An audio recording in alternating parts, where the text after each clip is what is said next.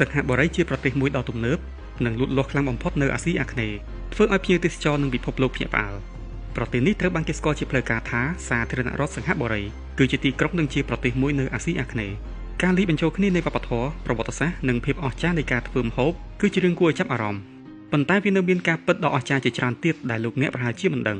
ដូច្នេះនេះគឺជាការពិតទាំង38អំពីប្រទេសសិង្ហបុរីទី1សត្វតោគឺជាសត្វតំណាងប្រទេសសិង្ហបុរី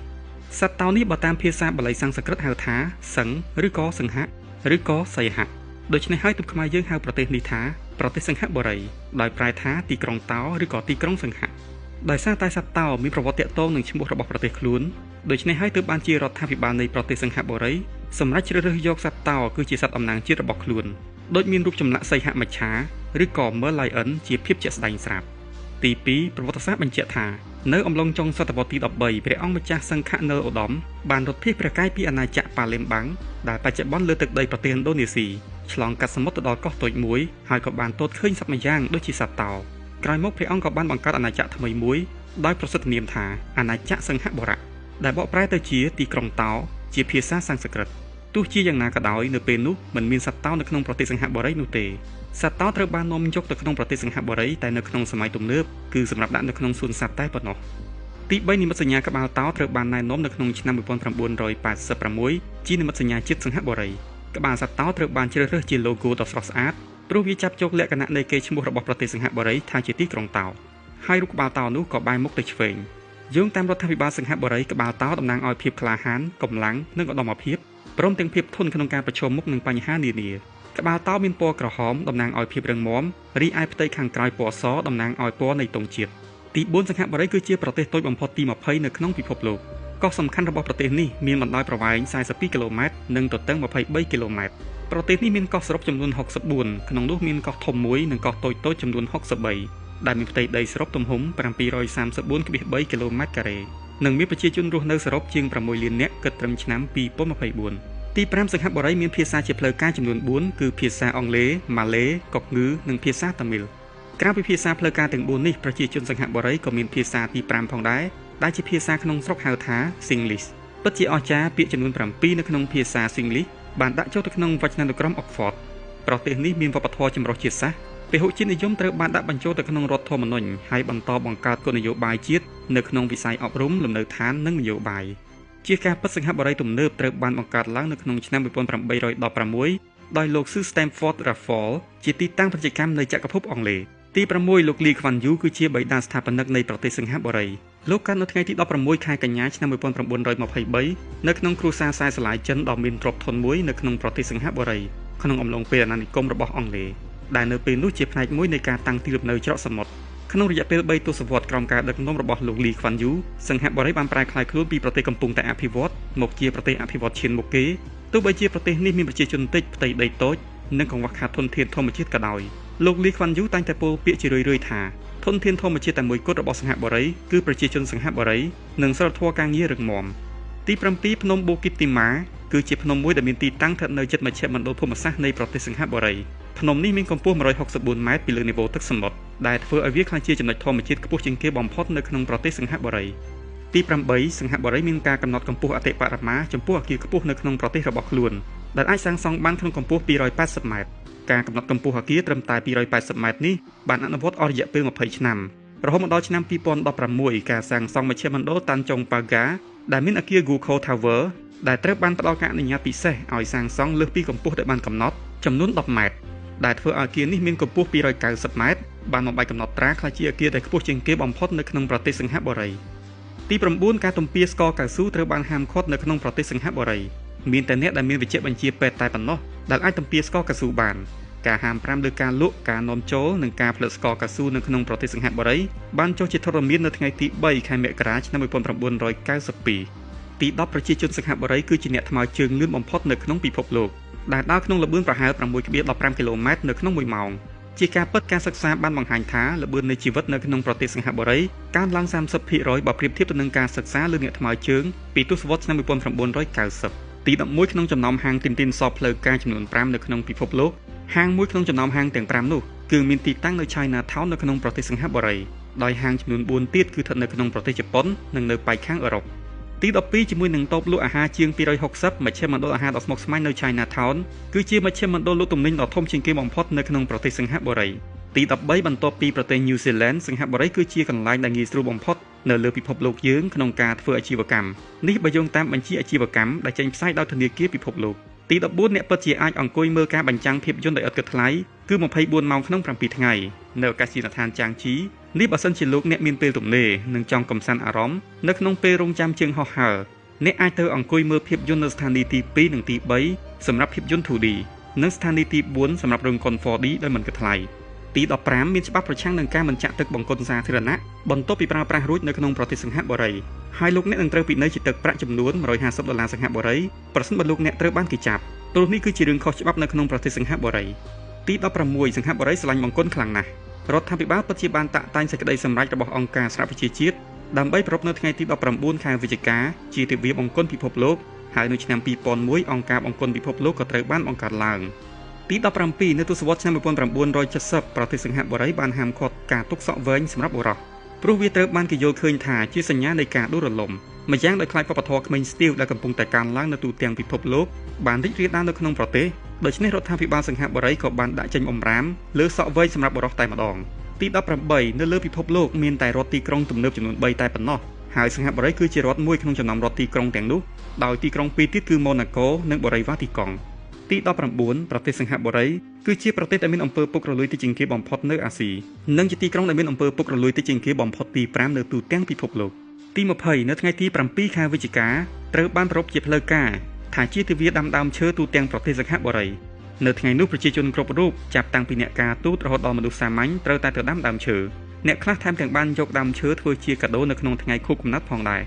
ទី21រដ្ឋាភិបាលសិង្ហបុរីមានការលើកទឹកចិត្តយ៉ាងខ្លាំងចំពោះការប្រើប្រាស់យានជំនិះឯកជនហើយម្ចាស់រថយន្តនៅក្នុងប្រទេសសិង្ហបុរីត្រូវបង់ប្រាក់ 1.5 ដងនៃតម្លៃរថយន្តដើម្បីទទួលបានការបញ្ជាក់យានយន្តរបស់ពួកគេទី22 Singapore Flyer គឺជាកង់សង្កេតនៅសង្កាត់ Downtown Core នៃប្រទេសសិង្ហបុរីបានបើកដំណើរការជាផ្លូវការនៅថ្ងៃទី15ខែមេសាឆ្នាំ2008វាមានកៅអីចំនួន28ដែលនីមួយៗអាចផ្ទុកអ្នកដំណើរបានចំនួន28នាក់និងរួមបញ្ចូលនៅអគារចំណតរថយន្ត3ជាន់កង់នេះបានបង្ហាញខ្លួនជាច្រើននៅក្នុងប្រព័ន្ធផ្សព្វផ្សាយនិងវប្បធម៌ពេញនិយមដែលបានបង្ហាញអំពីប្រទេសសិង្ហបុរីទី23ការបម្រើយោធាជាកាតព្វកិច្ចសម្រាប់បុរសទាំងអស់នៅក្នុងប្រទេសសិង្ហបុរីសម្រាប់រយៈពេល2ឆ្នាំបន្ទាប់ពីបញ្ចប់វិទ្យាល័យហើយជារៀងរាល់ឆ្នាំទាហានត្រូវបានត្រឡប់ទៅហ្វឹកហាត់វិញរហូតដល់អាយុ40ឆ្នាំទី24មនុស្សម្នាក់នៅក្នុងចំណោមមនុស្ស6នាក់នៅក្នុងប្រទេសសិង្ហបុរីមានទ្រព្យសម្បត្តិដែលមានតម្លៃ$1 លានឬក៏ច្រើនជាងនេះបញ្ជាក់បានថាទ្រព្យសម្បត្តិរបស់ប្រជាជនសិង្ហបុរីគឺខ្ពស់ជាងអ្នកផ្សេងទៀតនៅទូទាំងពិភពលោក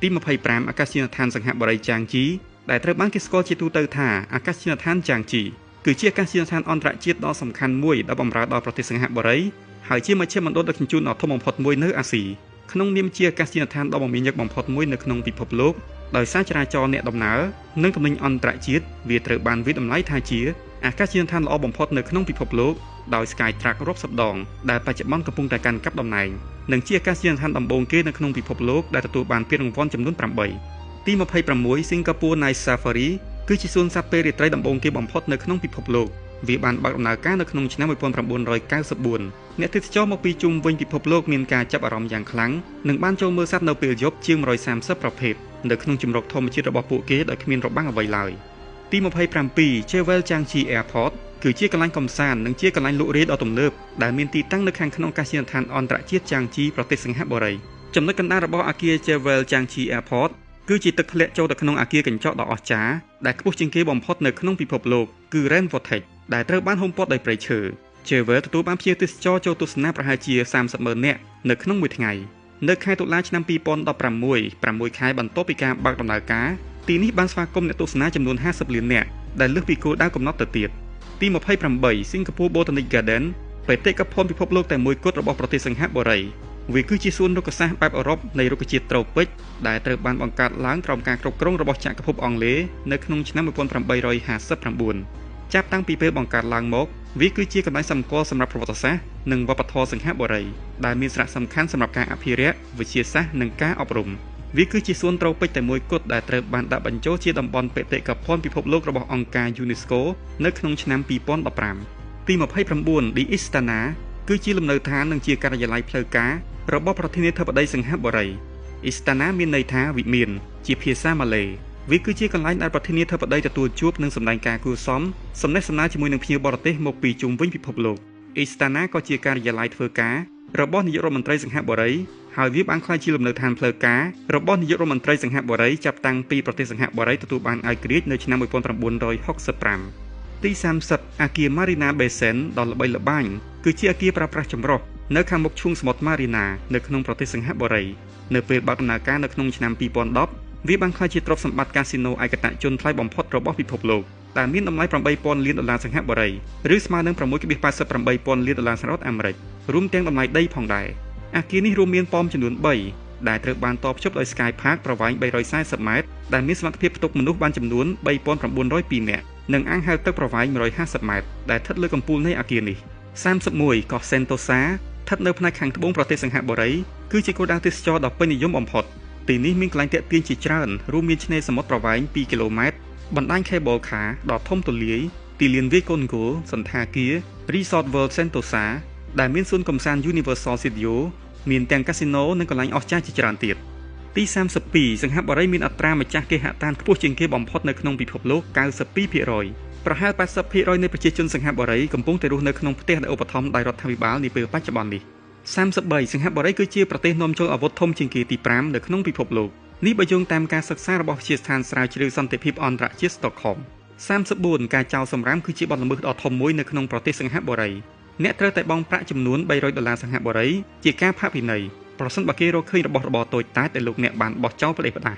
ម្យ៉ាងវិញទៀតការចោលសម្រាមពាសវាលពាសកាលដូចជាកំប៉ុងនិងដបជាដើមអ្នកអាចនឹងត្រូវបញ្ជាឲ្យដើររើសសម្រាមទាំងនោះនិងពាក់ឯកសណ្ឋានជាអ្នកសម្អាតផងដែរធ្វើដូច្នេះដើម្បីជាភាពអាម៉ាស់ជាសាធារណៈនិងធ្វើឲ្យអ្នកដឹងថាការងារជាអ្នកសម្អាតគឺវាលំបាកប៉ុណ្ណា 35 មានផ្លូវថ្នល់ជាង 3,000 គីឡូម៉ែត្រនៅក្នុងប្រទេសសង្ហបុរីដែលត្រូវបានសាងសង់ពីពេញផ្ទៃប្រទេសដ៏តូចមួយនេះបើគិតពីចម្ងាយផ្លូវទាំងនេះវាអាចគ្របដណ្ដប់ចម្ងាយរវាងប្រទេសសង្ហបុរីទៅកាន់ទីក្រុងហុងកុងទី 36 សង្ហបុរីគឺជាទីក្រុងបៃតងបំផុតមួយនៅក្នុងពិភពលោកជាការពិតទីក្រុងនៃអគារខ្ពស់នេះក៏ជាទីក្រុងមួយដែលពោរពេញដោយរុក្ខជាតិបៃតងខៀវស្រងាត់ស្ទើរតែពាក់កណ្ដាលនៃផ្ទៃដីរបស់សង្ហបុរីស្ថិតនៅក្រោមគម្របពណ៌បៃតងទី 37 តែងតែមានកម្មវិធីប្លែកៗសប្បាយៗដែលត្រូវបានប្រពឡើងនៅក្នុងប្រទេសសង្ហបុរីដូច្នេះអ្នកកុំបារម្ភអីអំពីការស្វែងរកអ្វីដែលថ្មីនិងប្លែកៗសប្បាយៗនៅក្នុងប្រទេសមួយនេះមានពិធីបុណ្យវប្បធម៌កីឡាសំខាន់ៗរបៀបរស់នៅនិងព្រឹត្តិការណ៍សិល្បៈដែលប្រពឡើងពេញមួយឆ្នាំនៅក្នុងទីក្រុងដើម្បីធ្វើឲ្យអ្នកមានភាពសប្បាយរីករាយពេញមួយឆ្នាំទី 38 ទង់ជាតិប្រទេសសង្ហបុរីចែកចេញជាពីរពណ៌ស្មើគ្នាខាងលើពណ៌ក្រហមតំណាងឲ្យភាពត្រភាពនិងភាពស្មើគ្នាខាងក្រោមពណ៌សតំណាងឲ្យភាពបរិសុទ្ធនិងភាពស្រស់ស្អាតនៅមុំខាងឆ្វេងមានរូបព្រះច័ន្ទមួយចំណិតតំណាងឲ្យជាតិថ្មីដែលបានចាប់កំណត់ឡើងនិងផ្កាយ5ជ្រុងទាំង5ដួងតំណាងឲ្យឧត្តមគតិទាំង5ប្រការគឺប្រជាធិបតេយ្យសន្តិភាពភាពរីកចម្រើនយុត្តិធម៌និងភាពស្មើគ្នាឥឡូវនេះលោកអ្នកបានដឹងអំពីការពិតដ៏អស្ចារ្យទាំង38អំពីប្រទេសសង្ហបុរីហើយដូច្នេះអ្នកអាចរៀបចំដំណើរកម្សាន្តទៅកាន់ប្រទេសមួយនេះដើម្បីទស្សនាដោយផ្ទាល់ភ្នែកថាវាពិតជាអស្ចារ្យយ៉ាងណាខ្ញុំបាទសូមអរគុណចំពោះការតាមដានទស្សនារបស់លោកអ្នកសូមកុំភ្លេចជួយចុច Subscribe Channel របស់ខ្ញុំបាទផងដែររងចាំទស្សនាវីដេអូថ្មីៗជាបន្តទៀតសូមអរគុណ